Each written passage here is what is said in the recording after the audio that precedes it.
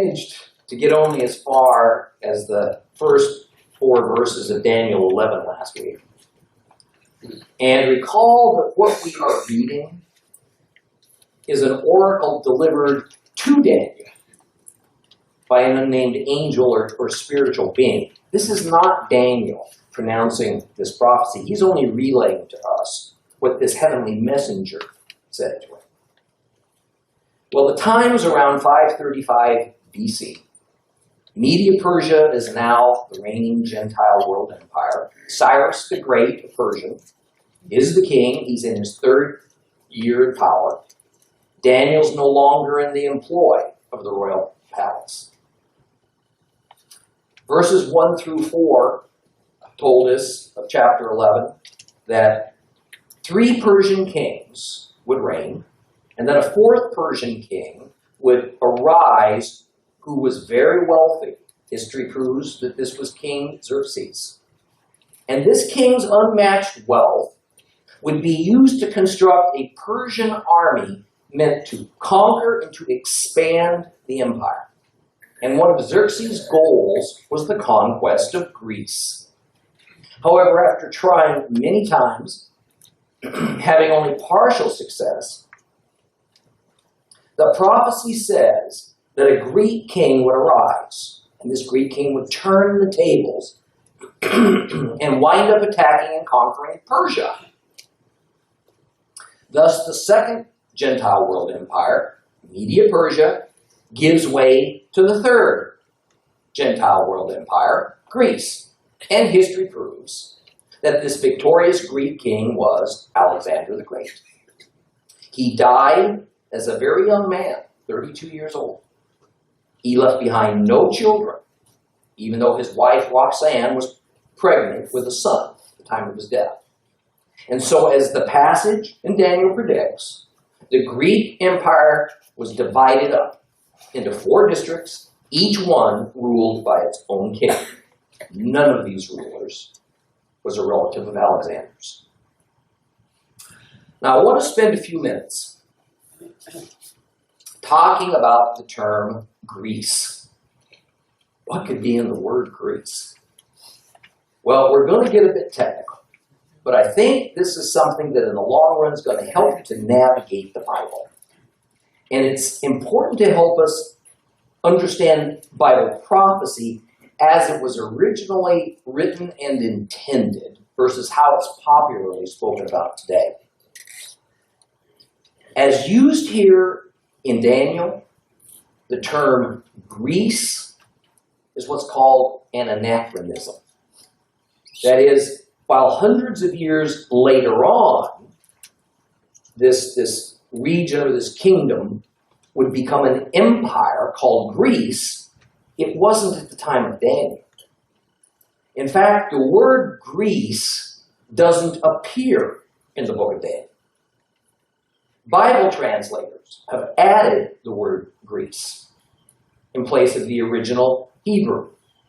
And the word that they replaced is Yavan. Yavan. Or as we'll see in Bible encyclopedias, the English-sized form is Javan. Let's look briefly at Genesis 10 and the well-known Table of Nations, because it's here that we're going to find the origins of the territory of Javan. And this chart you see up here lays out well what we find in the Table of Nations. In Genesis 10, starting in verse 1, it says this: "Here is the genealogy of the sons of Noah, Shem, Ham, and Japheth. Sons were born to them after the flood. The sons of Japheth were Gomer, Magog, Madai, Yavan, Tuval, Meshech, and Tiras. The sons of Gomer were Ashkenaz, Riphat, and Togarmah. The sons of Yavan were Elisha, Tarshish, Kittim, and Dodanim. For these, the islands of the nations were divided into their lands, each according to its language, according to its families, in their nations." So, Yavan was a son of Japheth, and he was a grandson to Noah. Yavan was Japheth's fourth son. And when we look at a map of the region, in the form of the Table of the Nations, as given in Genesis 10, it helps us to understand what the people of Daniel's day envisioned as the region that our English Bibles usually translate as Greece, at least at this point in history. And while the territory of Javan certainly doesn't include the entire region that was assigned to his father Japheth, it does include large areas of the Near East and the Eastern Mediterranean. It even includes the island of Crete, called Kittim. And it goes as far west as Tarshish in modern-day Spain. Now notice, by the way, that Kittim and Tarshish are the names of two sons of Javan. Some Bibles will call Greece Macedonia, but that too is quite incorrect, because Macedonia was only a relatively small kingdom at the time of Daniel, which grew, and it did become more powerful by the time of Alexander the Great's father, Philip. To call Greece Macedonia would be like calling the United States New York. Now, Alexander was born a Macedonian, but he conquered all the territories surrounding Macedonia. Now, technically, this only expanded Macedonia's boundaries. But upon that expansion, the word used for this growing empire was in Hebrew, Javan, not Greece, and not Macedonia. In Sanskrit, Yavan was translated to Yavana, which then got translated to the in the Macedonian language, it was called Iona. Later, this empire became called Hellas, from where we get the word Hellenization, which means the introduction of Greek culture. The word Greece is in reality only an English translation of the Latin word Graecia, which referred to the empire of Hellas, Greece. How Hellas got translated into Latin as Graecia is anybody's guess. Now, I tell you all this because while it sure simplifies matters just to kind of drop in the term Greece in our Bibles and talk about the Greek Empire, nobody until the late days of Rome in the 4th or 5th centuries AD, maybe 9 centuries after the time of Daniel, would ever have heard the term Graecia or Greece. And it obscures the reality that the Bible uses the term Javan, not Greece, because it helps us to understand that this was part of a territory that was assigned to Noah's son Japheth shortly after the flood. And we learn that the territory of Javan, as taken from the Table of Nations, is very significant in size. So when speaking of the Greek Empire prophetically, we need to kind of cross out the word Greece and go back to using Javan as it's taken from the Table of Nations, because that's the term that's actually used in prophecy. And it more accurately defines this territory that is being referred to.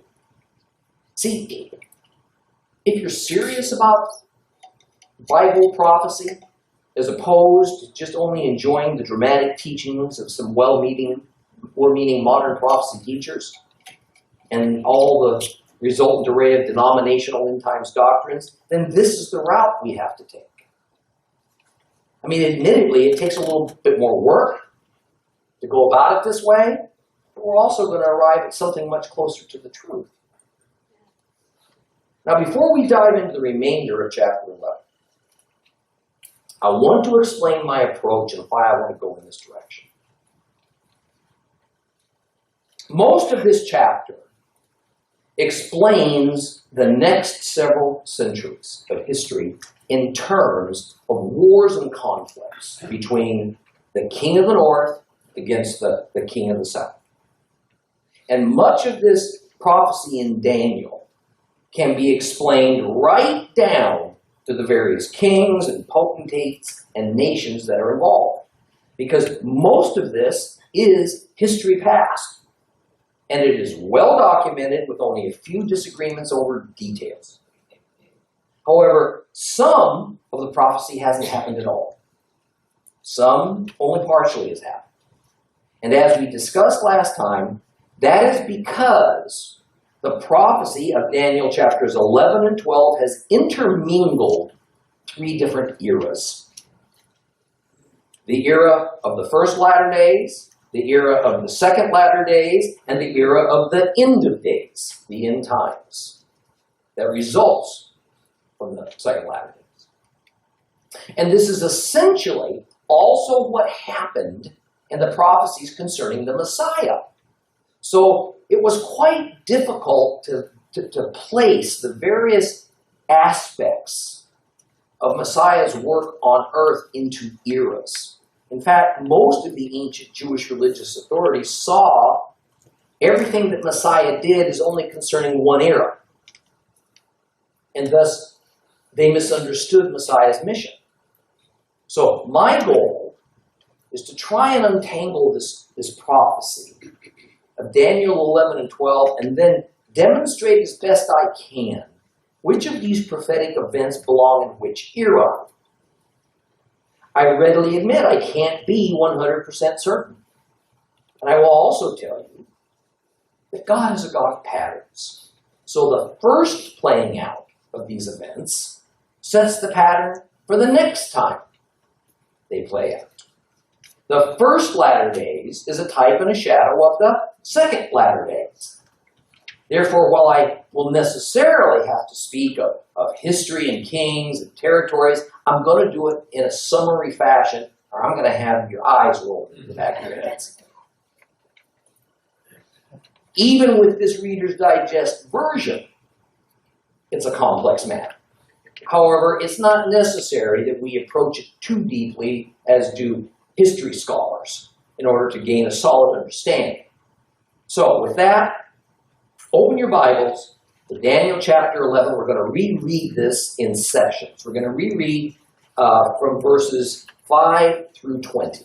Daniel 11, starting at verse 5. That will be page 1114 if you have a complete Jewish Bible.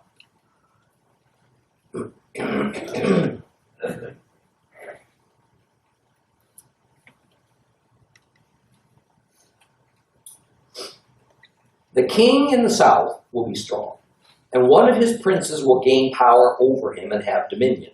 And his dominion will be a great dominion. And after a number of years, they will form an alliance. And the daughter of the king of the south will approach the king of the north to make an agreement, but she won't retain her power. And he and his power won't last either.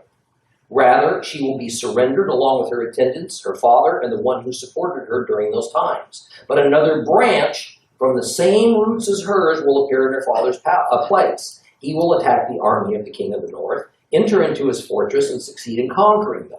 He will also carry off as booty to Egypt their gods, their cast metal images, their valuable gold and silver vessels. Then for some years, he will refrain from attacking the king of the north. Afterwards, the king of the north will invade the kingdom of the king of the south, but he will retire to his own land. His sons will rouse themselves to muster a large, powerful army, which will advance like a flood passing through. In another campaign, it will march on the enemy's stronghold. The king of the south, enraged, will set out to do battle with the king of the north, who in turn will muster a large army, but this army will be defeated by his enemy and carried off. The conqueror will grow proud as he slaughters tens of thousands, yet he will not prevail. Rather, the king of the north will again muster an army larger than the first one at the end of this period after a number of years. It will be a large, well-supplied army.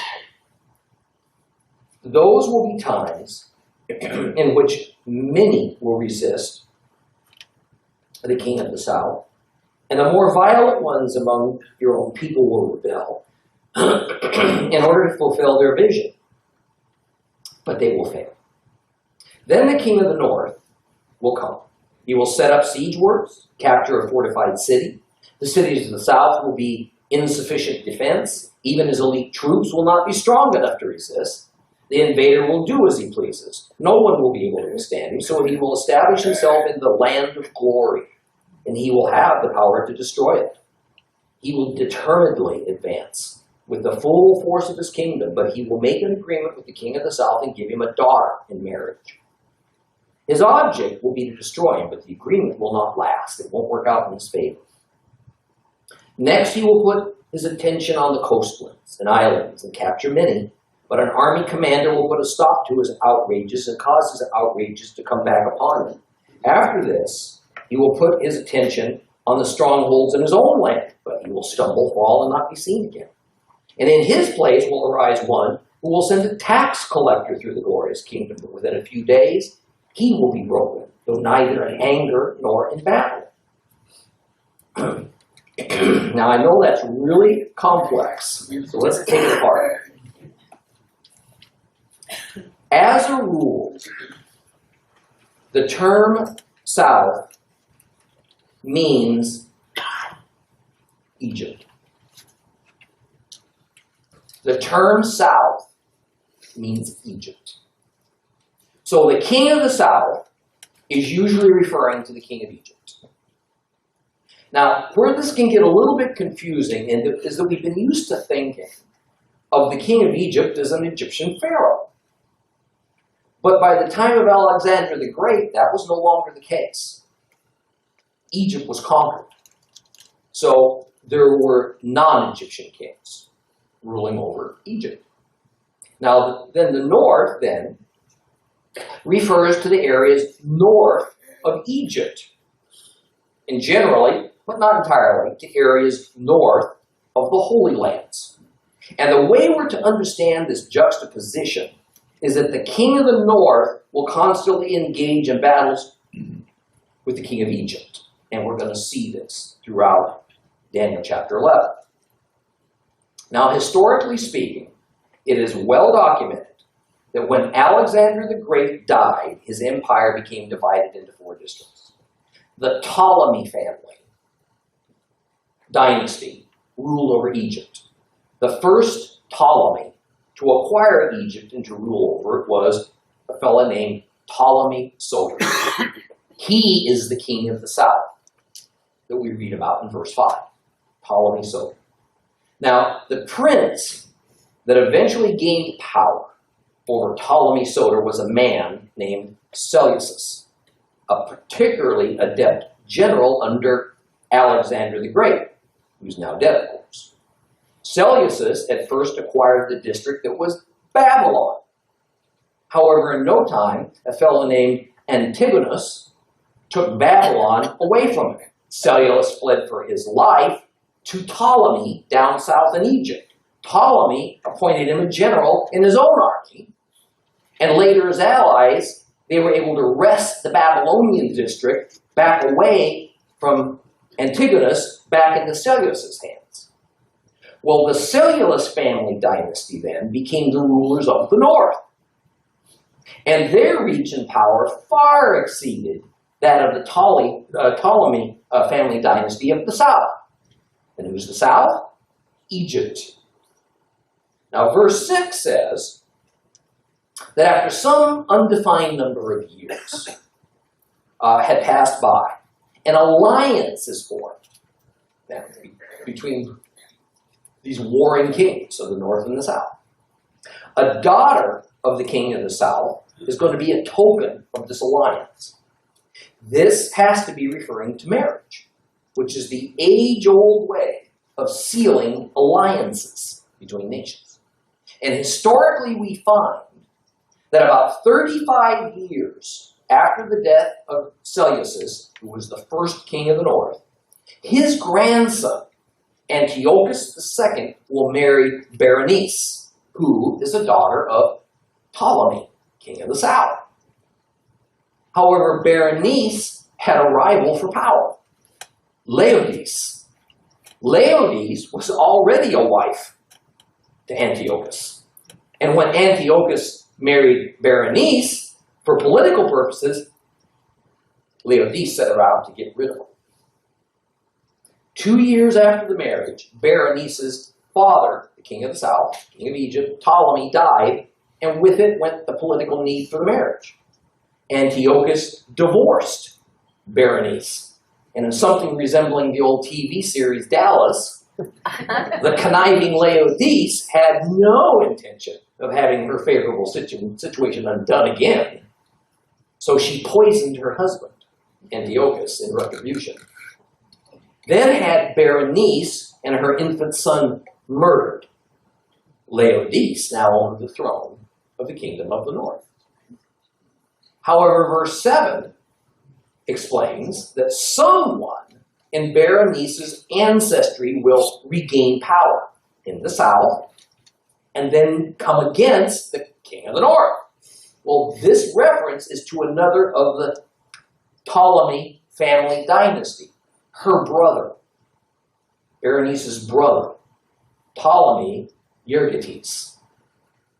He takes Egypt's army, marches to the north, and in the process avenges his sister Berenice by killing the queen of the north, Laodice. Then in verse 8, we hear that the king of the south will bring fabulous booty from the north back to Egypt and have great success for years against the king of the north. The Egyptians are so awed by the success of this third Ptolemy to rule over them that they gave him the nickname of Euergetes, which means well-doer. Next, verse 9 explains that the king of the north had enough of this domination of the king of Egypt, so he took an army to attack the king of Egypt, the king of the south, but the king of the north was defeated and he retreated home. His name was Seleucus Callinicus. Seleucus Callinicus. And he marched against Ptolemy about 240 BC, so we see a lot of times pass. Well, he was lucky to return home alive. But family being what it is, verse 10 explains that the sons of this king of the north didn't like it that their father was defeated, and so they decided to do something about it themselves. 2 sons of Seleucus Callinicus, Cyrannus and Antiochus the Great, another Antiochus, began a war campaign to recover the honor of their family. Cyrannus was killed in the process, but Antiochus the Great eventually marched upon Egypt with a huge, irresistible force of troops from the north. But according to verse 11, the king of the south doesn't take this attack line down, and so he advances to meet the king of the north in battle. It happened exactly as predicted. The next Ptolemy to rule Egypt, Ptolemy Philopator, enraged at the hubris of Antiochus the Great, organized a battle force of 70,000 infantry, 5,000 horsemen, and 73 elephants.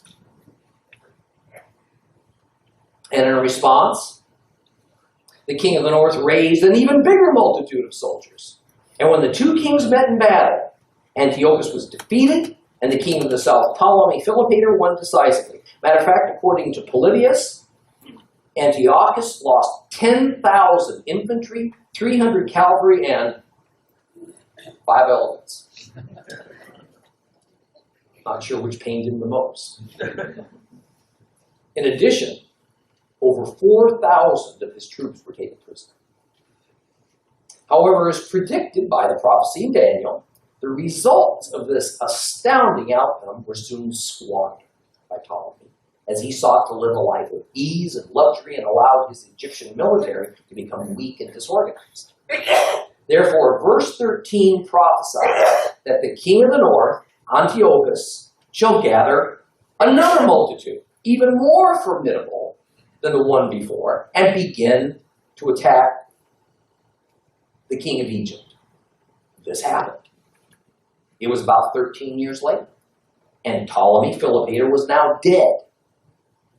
His only heir, a son, was only 4 years old. The king of the north, Antiochus the Great, was nothing if not persistent.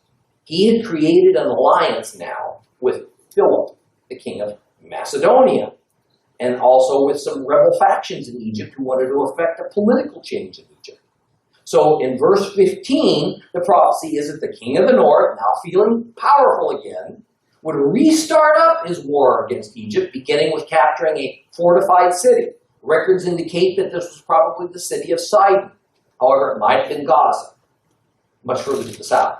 Anyway, Ptolemy, king of Egypt, reacted by sending his best general, Scopas, to try and recover his lost territory. He failed. Verse 16 now tells us of the downfall of the king of the north. That great Bible commentator, Dr. Keel, puts it this way. Having reached the height of victory, Antiochus the Great falls under the dominion of pride and of haughtiness, by which he hastens his own ruin and overthrow. It talks about the land of glory here in this passage. The land of glory means the Holy Lands, and that is where Antiochus' forces will surrender.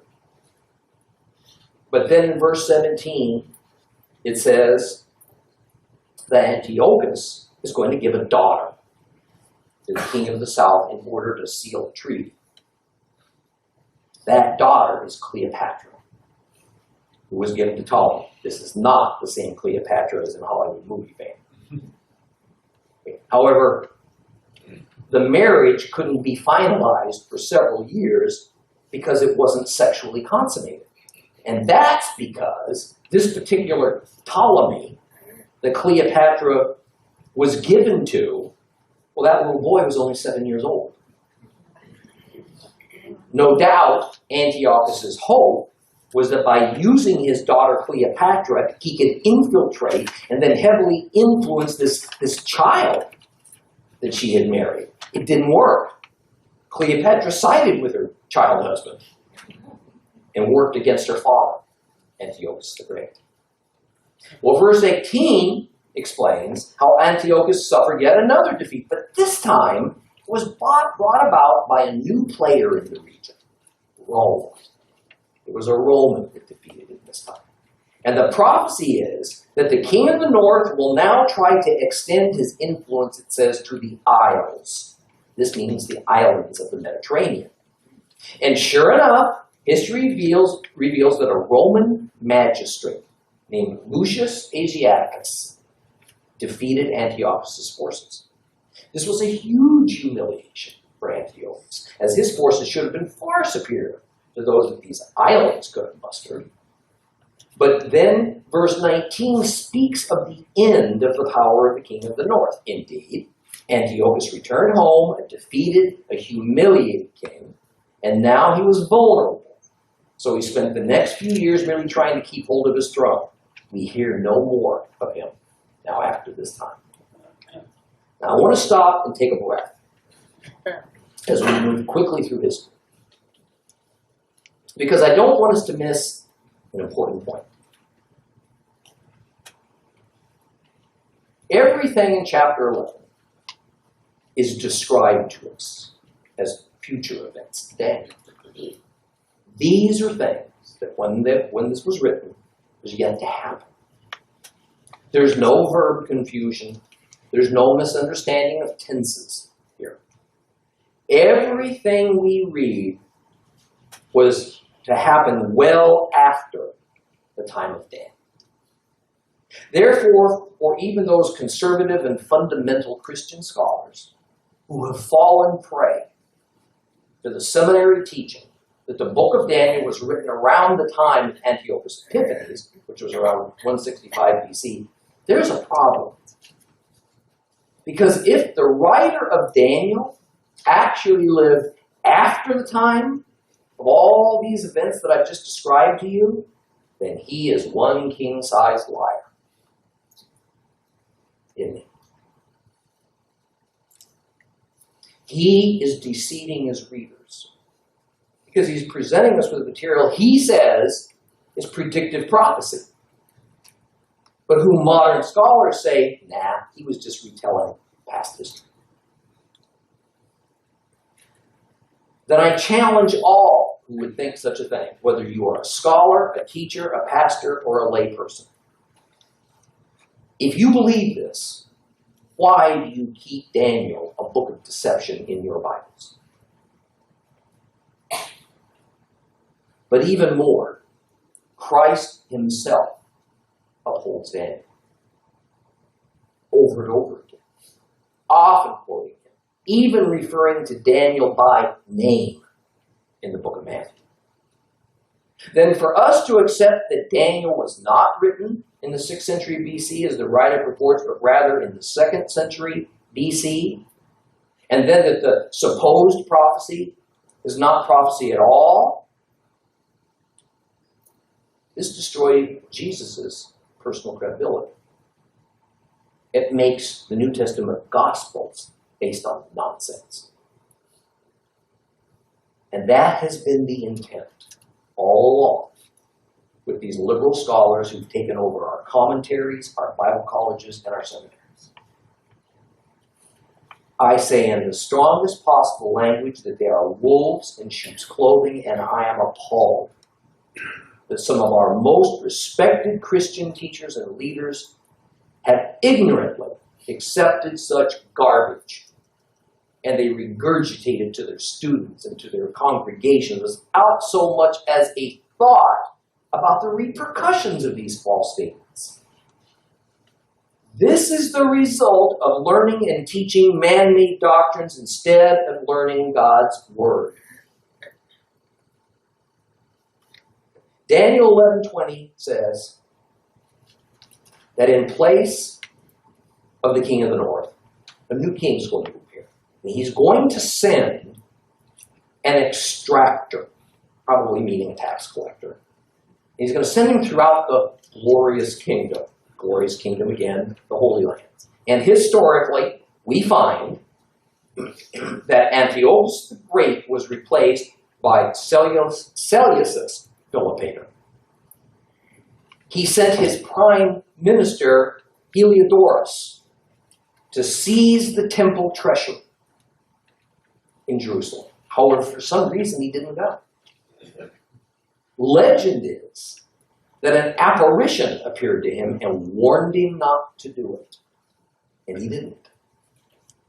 Almost immediately thereafter, Seleucus Philippator mysteriously died. And ancient records say Heliodorus poisoned him. Well, at this point, we arrive at the time of the infamous king of the north, Antiochus Epiphanes. This is the fellow that is at the heart of the book of Maccabees. The one who defiled the temple and essentially attempted to kill off biblical Hebrewism. Now, please note that we've been encountering a lot of repeating of family names. Don't think I'm repeating or rearranging these names in history. See, just as families today will reuse names generation after generation, it's always been that way. And especially when reading the Bible or when deciphering ancient documents, sometimes it can be difficult to place persons sharing a common name into their proper historical order. So, let's move on now and reread another portion of Daniel 11. We'll start reading at verse 21 and go through 39. This will be starting on page 1115 if you have a complete Jewish Bible. Daniel 11, starting at verse 21.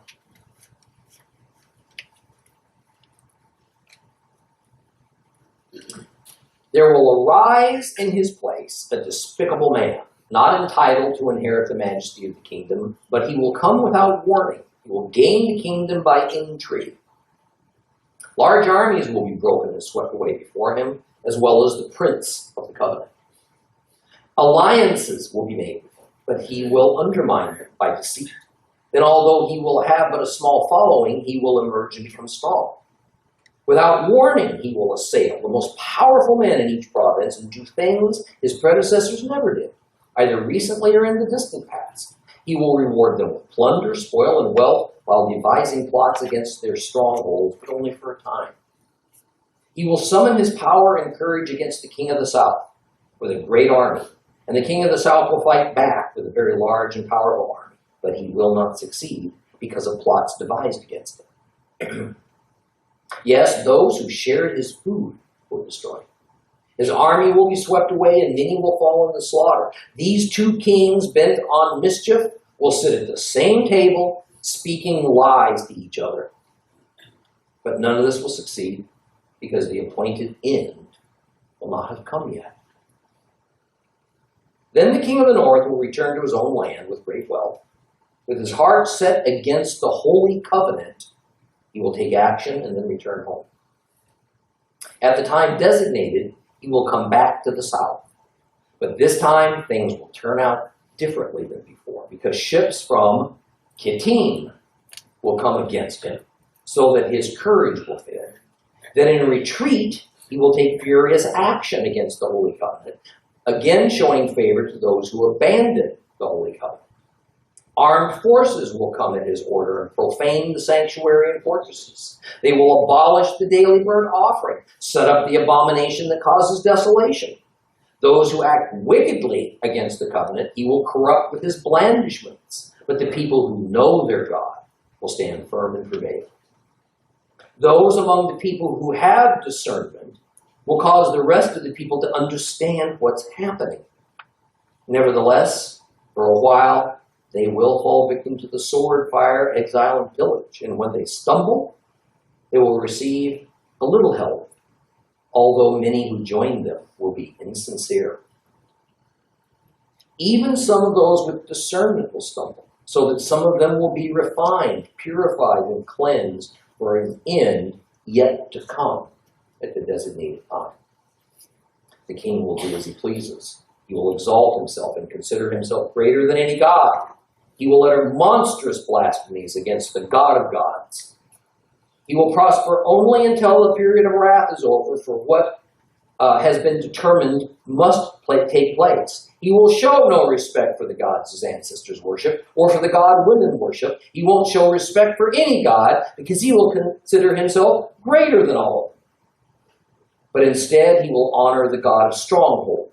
With gold and silver and precious stones and other costly things, he will honor a God unknown to his ancestors.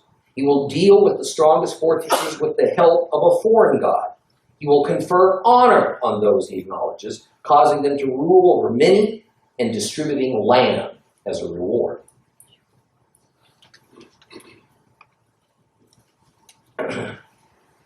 Everything that we have read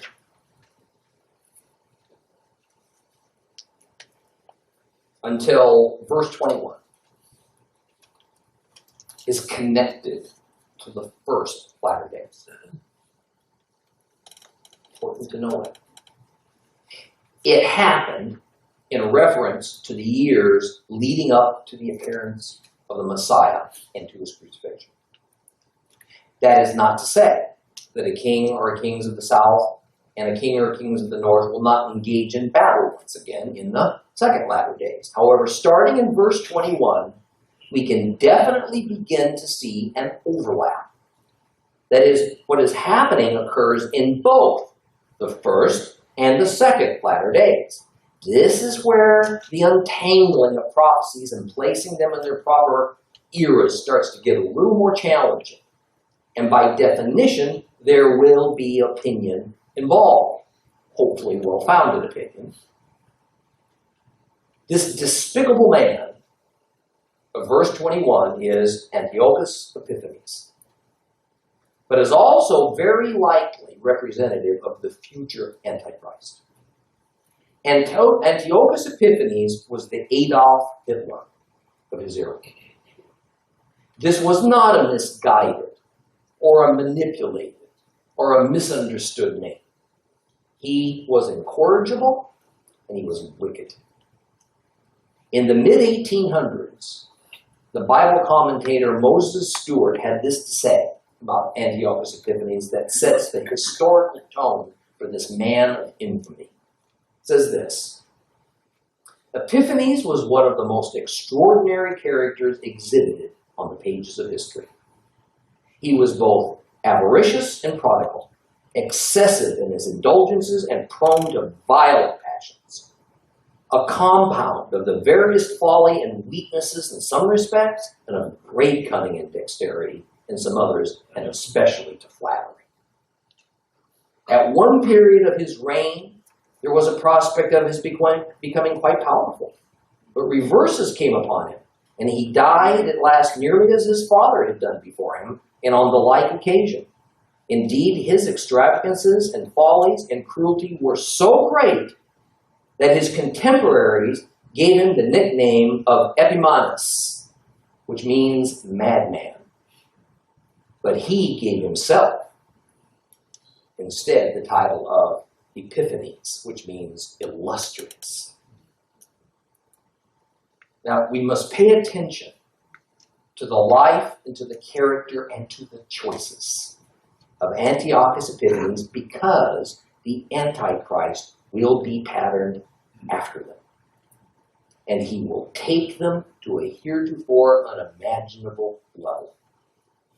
Verse 21 introduces this unnamed ruler, turned out to be Antiochus Epiphanes, and later on the Antichrist, with the title of despised or despicable man. He didn't have regal dignity. And in fact, he was a usurper. The throne rightly belonged to Demetrius Soter, the son of Seleucus Philopator.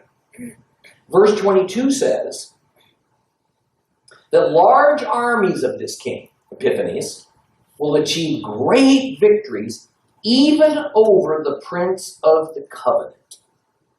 The main issue with this verse is the identification of this Prince of the Covenant. There have been a number of educated guesses, including Ptolemy Philometor of Egypt, the Jewish high priest Onias III, and then a few more. Some have ascribed at least some of the meaning to the time of the appearance of the Antichrist.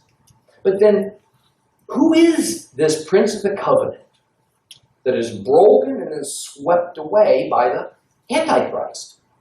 Now, one could rightly call Yeshua the Prince of the Covenant, but it's hard to see how this relates to Antiochus Epiphanes. And if we transfer this from the first latter days to the second latter days in Christ's return, it still doesn't fit. Therefore, my opinion is that this Prince of the Covenant is referring to someone during Epiphanes' reign with which he had made a treaty, a covenant. But the covenant was broken. I don't know who it was. Verse 23 seems to continue, speaking about this Prince of the Covenant, but with whom this king, Epiphanes, was deceitful. And history shows that Epiphanes, the king of the north, pretended to have friendly intent towards Egypt, the king of the south, so that he could win their hearts. It may be that an actual treaty occurred between Epiphanes and the king of Egypt. Personally, I see no reference in this aspect to the future Antichrist. But then in verse 24, we hear echoes of warning that we hear repeated in churches the world over. Echoes taken from the book of Ezekiel of something that's going to happen in the second latter days, the latter days that are ahead of us. Here in Ezekiel 38, 10 and 11, it says this. Adonai Elohim says, when that day comes, thoughts will well up in your mind, and you will devise a sinister scheme. You will say, I'm going to invade this land of unwalled villages. I'll take by surprise these people who are at peace, living securely, all in places without walls and bars and gates. When men think that all is safe and secure, Epiphanes will come and do things that even his ancestors didn't think to do, as ruthless as many of them were. This directly refers to Israel. But it might extend to most of the planet in the days of the Antichrist. He will plan how to take spoils from some and give it to those who will uphold it. Wealth redistribution. A kind of Robin Hood plan. But of course, politicians throughout the ages have tried this. But they didn't do it for the good of the poor. They did it to disguise their true intents, to only fool and appease the poor. It was to attain the acclaim of the deceived masses so that they can increase their power, all done in the name of social welfare. And along with this, the elite who support this leader, well, they're the real ones who reap all the benefits. Most of what is taken from others is actually given to the leader's friends and cronies. There's nothing new under the sun. And as the prophecy states, all while this sleight of hand is going on, behind the scenes, plans are being devised to attack the institutions, the fortresses of national sovereign power. In the case of Antiochus Epiphanes, he took from some, he gave it to others, and he curried enough favor until finally he was able to get the necessary support to go after the king of the south, Egypt. Epiphanes was plotting against Egypt all the time that he was assuring them of his friendship, of his allegiance. Therefore, in verse 25, we hear of his attack against the king of the south.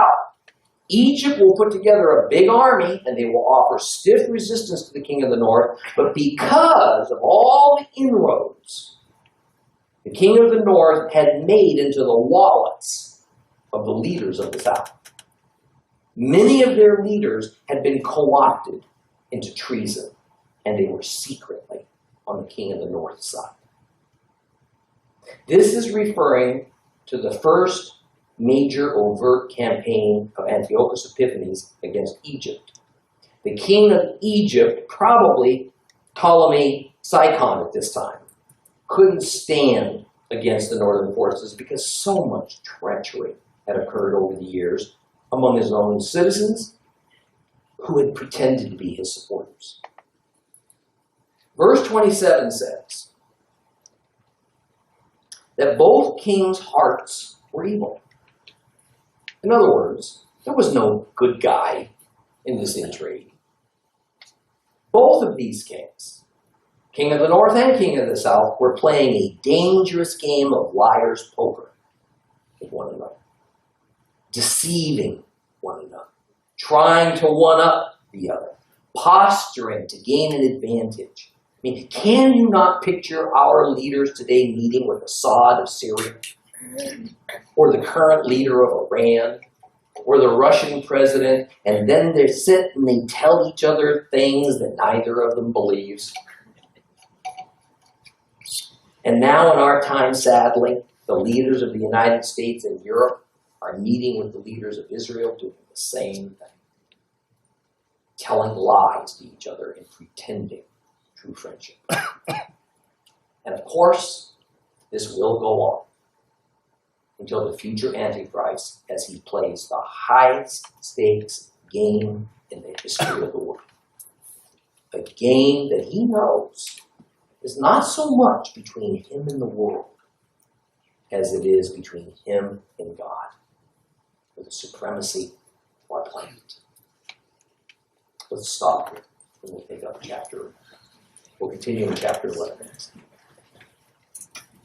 Please rise.